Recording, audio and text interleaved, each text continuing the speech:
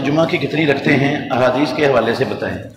अजीज़ भाइयों, नमाज जुमा में जुमे से पहले अगर तो इमाम के मिंबर पर चढ़ने से पहले पहले बंदा मस्जिद में आ चुका है तो रसूलुल्लाह सल्लल्लाहु अलैहि वसल्लम ने फरमाया, सुनन अबू दाऊद में, तिरमिज़ी में सही हदीस है, सल्ला मा कुद्दिर लहू, जितनी उसके मुकद्दर में लिख दी गई हैं उतनी पढ़ ले।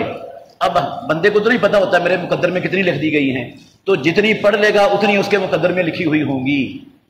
वो 2 पढ़ सकता है, 6 पढ़ सकता है, 10 पढ़ सकता है, 100 पढ़ सकता है, जितनी रकातें पढ़ना चाहता है पढ़ ले, इमाम के मिंबर पर आने से पहले पहले।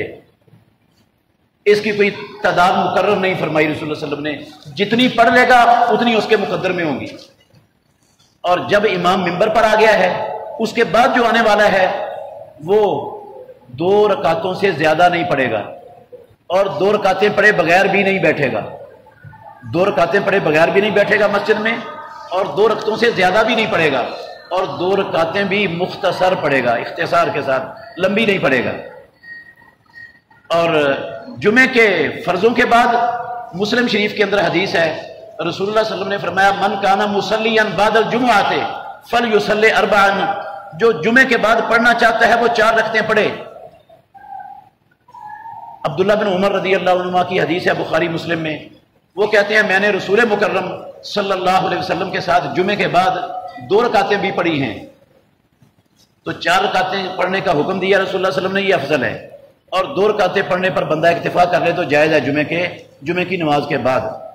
बाज़ अहले इल्म ने ये तकसीम की हुई है कि अगर वो मस्जिद में पढ़े तो फिर 4 पढ़ेगा, घर में पढ़े तो फिर 2 पढ़ सकता है जाकर। लेकिन अल्लामा नासिरुद्दीन अलबानी रहमतुल्लाह अलैह ने तमामुल बिन्ना फित तालीक़ अला फ़िक़्ह सुन्ना उसमें लिखा है कि इस फ़र्क की मुझे कोई दलील नहीं मिल सकी सुन्नत में, हदीस में। ये जो फ़र्क किया है कि मस्जिद में पढ़नी है तो फिर 4 पढ़नी है, अगर घर में जाकर पढ़नी है तो 2 पढ़ सकते हैं, कहते हैं मुझे इस फ़र्क की दलील नहीं मिली सुन्नत से और हदीस से।